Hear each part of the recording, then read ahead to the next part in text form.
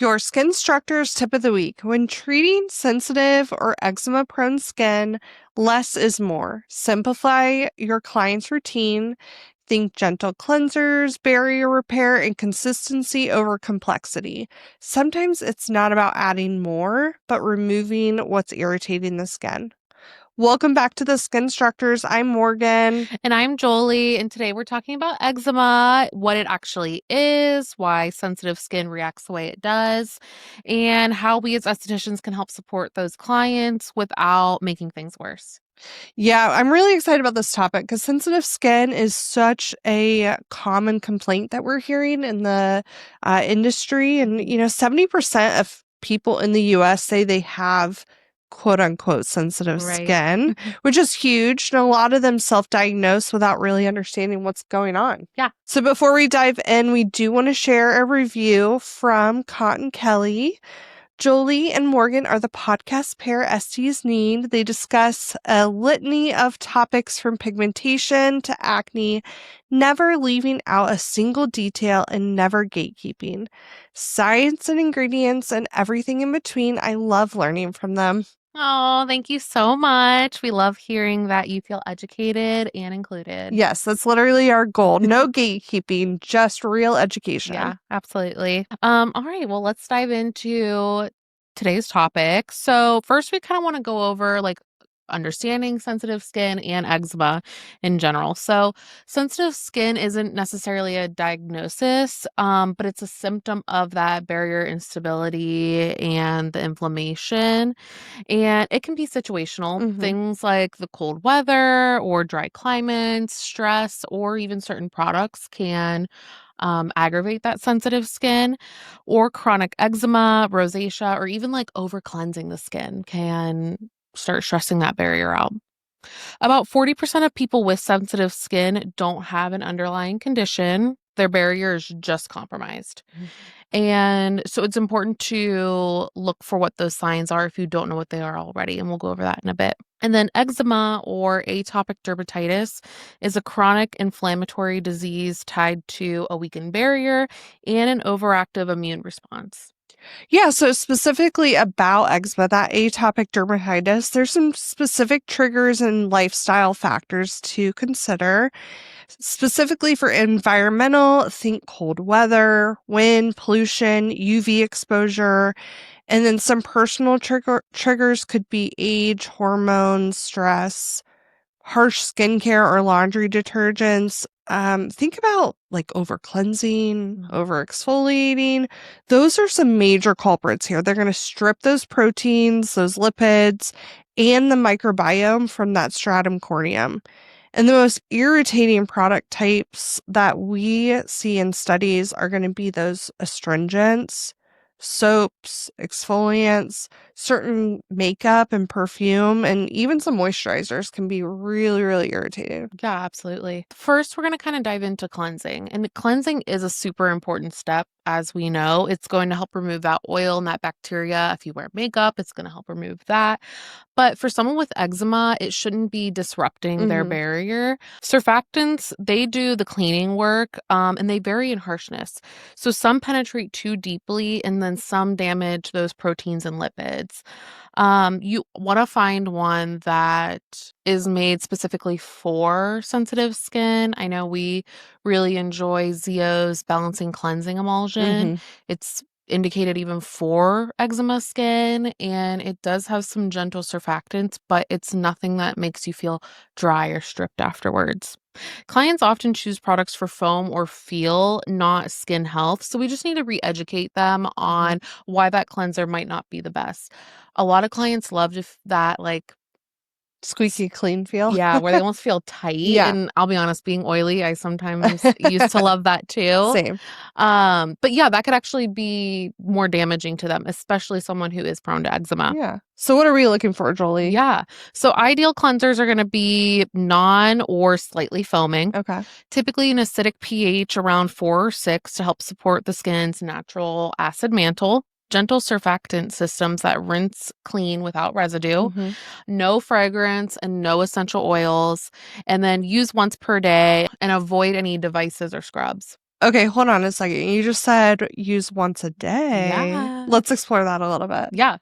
So when we were at the Science of Skin Summit, there was a presentation specifically on sensitive, sensitized skin. Mhm. And they mentioned only cleansing once per day. And that's because, again, someone who's already very sensitized or like someone with eczema, you don't want to over cleanse the skin. And again, you're going to start stripping that barrier down or compromising it. So typically, they recommend once per day at night. Mhm. After you've been out throughout the day, you're taking off your makeup, taking off any bacteria or pollution that's sticking to the skin. In the morning, I would just pat with some water, Sure. Yeah. but not doing a full cleanse. So fascinating. I know, I know. Isn't that crazy? It I think feels that illegal. I know it does. I felt like when he said that on stage, we looked at each We other both and like, we're like, did he just say once a day? I Did know. he just say don't wash your face in the morning? I Yeah, mean, okay, I'll give it a try. I know. I don't have eczema, but I'll give it a try. I less know. steps. No.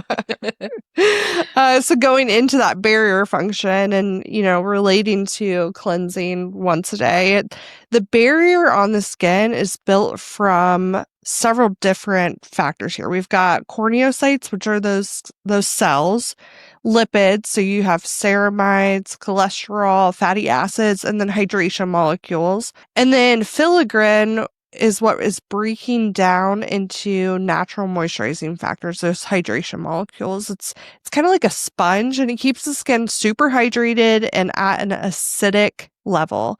So when the pH of your skin rises, think like if you're using alkaline products or you're overwashing your face, you're going to start to notice that those corneocytes, those skin cells are going to lose the cohesion. And then your skin barrier can actually leak water. So you're going to notice inflammation, itching, and it's really important to just maintain that acidic pH because it's going to preserve that lipid synthesis and support that healthy microbiome. Yeah. Diving into moisturizers, we want to look for quality moisturizers that combine three key elements. Mm-hmm. The first one is humectants. It's going to pull water into the skin. So, glycerin, hyaluronic acid, those are some of the most popular ones. Then we want maybe something that's more occlusive. Seal it in with either petroleum, silicone. Those are some popular ones. People love Aquaphor that has that petroleum in it. Then we have emollients, and that's going to help soften and soothe the skin. And those ingredients typically look like fatty alcohols or esters. We want these moisturizers to include physiological lipids, ceramides, cholesterol, fatty acids, and that's going to mimic the skin's own barrier. And as always, we want it to be fragrance free, non acneogenic, and non comedogenic. Do you have a favorite? Yes, I really love right now Trio Luxe. Okay. Does that fit into I'll those? work into this. I was thinking triple lipid and hydrating cream. Has fragrance in it. Triple lipid does? Has lavender. Oh, well, you could say And hydrating cream that's Yeah. specifically designed from the Eczema Association. Yeah. Yes, I do. Hydrating cream from Oh my Zio. gosh, my favorite. I know how much you Yeah. love that. Yeah, I know. I was hoping you would say that. I think I was also thinking triple lipid, but you pointed out Yeah. that it has fragrance in it, which Yeah, it has lavender in it. Mhm. I don't know if that's actually like if it's under like fragrance or if it's just the lavender that's in it and it's giving it that Yeah, I mean, fragrance. So, lavender can be soothing and calming. yeah. But that Zeo hydrating cream has the eczema seal of approval. Mm-hmm. Yeah, it's amazing. Yeah. And I talked to the chief scientist who was, I don't know if he was responsible for formulating that Rick or, Owens. yeah, he's amazing.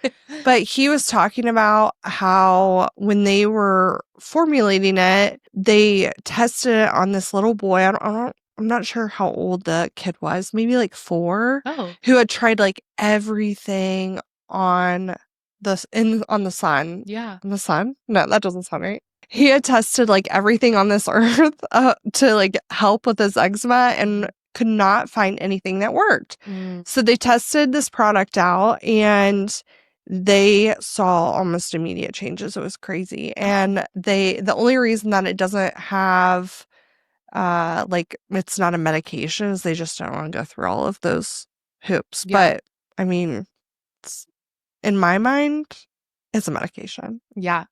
Well, I mean, I know I've done a couple Zeo seminars, and one of their trainers, I can't remember her name off the top of my head, she always recommends using it for when you get bug bites because it takes that itch out of there. Mm-hmm.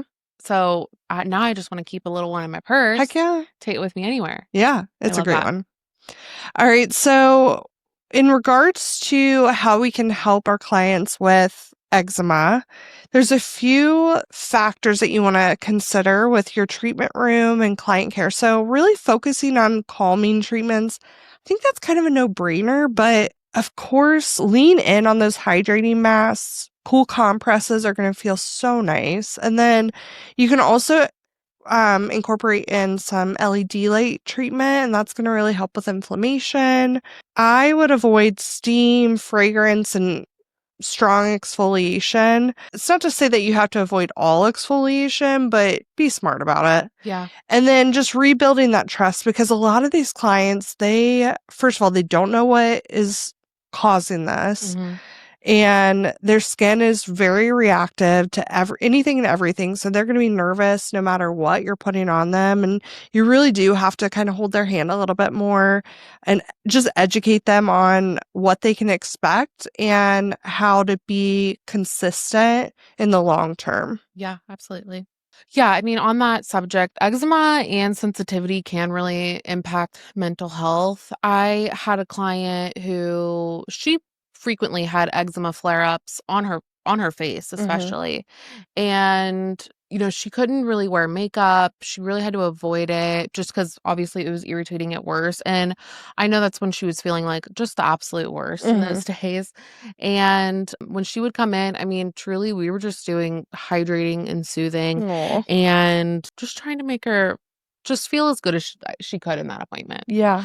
That itch and appearance can really lower confidence. So encourage your clients to track their flares. Maybe it's stress related, diet, the weather changing, and refer to the dermatologist when necessary. Absolutely. And then validation goes a really long way with clients. You're not overreacting, your skin is something that I used to like to say. Yeah, I love that. All right, so your homework assignment for this week, we want you to audit your back bar and retail shelves for clients with sensitive skin, whether it's eczema and that atopic dermatitis or just general sensitive skin. Look for products that are going to support that barrier health, like acidic pHs, humectants, physiologic lipids, and flag anything with fragrance or high alcohol content for replacement. Yeah, and make sure it's the right alcohol too, because there are some like cetyl alcohol that's more hydrating. So just beware of what alcohol it is. Love that.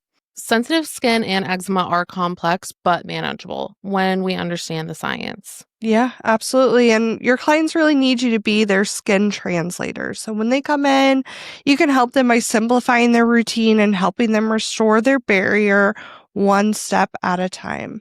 Thanks so much for listening to this week's episode of the Skinstructors. If you loved our episode, please join Cotton Kelly by leaving us a really nice review. Thank you so much again. And remember, don't hesitate to educate.